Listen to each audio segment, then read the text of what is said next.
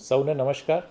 ભારતના ચૂંટણી પંચ દ્વારા ખાસ સઘન સુધારણા 2026 એટલે કે એસઆઈઆર અંતર્ગત જે કામગીરી થઈ છે તેમાં આજે 19 ડિસેમ્બરના રોજ બનાસકાંઠા અને વાવ થરાદ જિલ્લાની ડ્રાફ્ટ એટલે કે મુસદ્દા મતદાર યાદી પ્રસિદ્ધ કરેલ છે.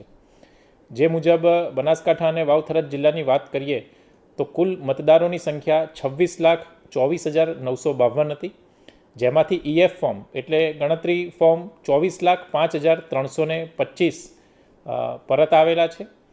એએસડીના કારણે એબસન્ટ, શિફ્ટ, ડેથ જેવા કારણોના કારણે કમી થયેલા મતદારોની સંખ્યા 2,19,627 છે અને આથી જે ફાઇનલ ડ્રાફ્ટ રોલ છે તેમાં 24,05,325 જેટલા મતદારો છે તેમનો સમાવેશ કરવામાં આવેલો છે.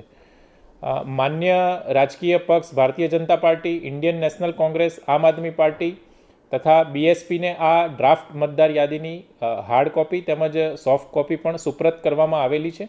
આ ઉપરાંત આપના બૂથના દરેક બીએલઓ શ્રીને પણ ફોટોવાળી મતદાર યાદીની એક નકલ અત્રેની કચેરીથી આપવામાં આવેલ છે. આ જે પ્રસિદ્ધ થયેલી ડ્રાફ્ટ મતદાર યાદી અંતર્ગત હક દાવા અને વાંધા અરજી તારીખ 19 ડિસેમ્બર 2025થી 18 જાન્યુઆરી 2026 સુધીના સમયગાળામાં સંબંધિત ઈઆરઓને રજૂ કરી શકાશે. ત્યારબાદ નોટિસ અને સુનાવણીનો તબક્કો આવશે. નોટિસ અને સુનાવણીના તબક્કા દરમિયાન હક દાવા અને વાંધા અરજી આપેલા હોય તેવા મતદારો, આ ઉપરાંત જિલ્લામાં જે નો મેપિંગ એટલે કે 2002ની મતદાર યાદી સાથે જેનું મેપિંગ થઈ શક્યું નથી તેવા કુલ 64,336 મતદારોને 19 ડિસેમ્બર 2025થી 10મી ફેબ્રુઆરી 2026 સુધીના સમયગાળા દરમિયાન સંબંધિત વિધાનસભા મતદાર નોંધણી અધિકારી અથવા મદદનીશ મતદાર નોંધણી અધિકારી સમક્ષ રૂબરૂ સાંભળીને મતદાર દ્વારા રજૂ કરેલ આધાર પુરાવા મુજબ આગળનો નિર્ણય કરવામાં આવશે.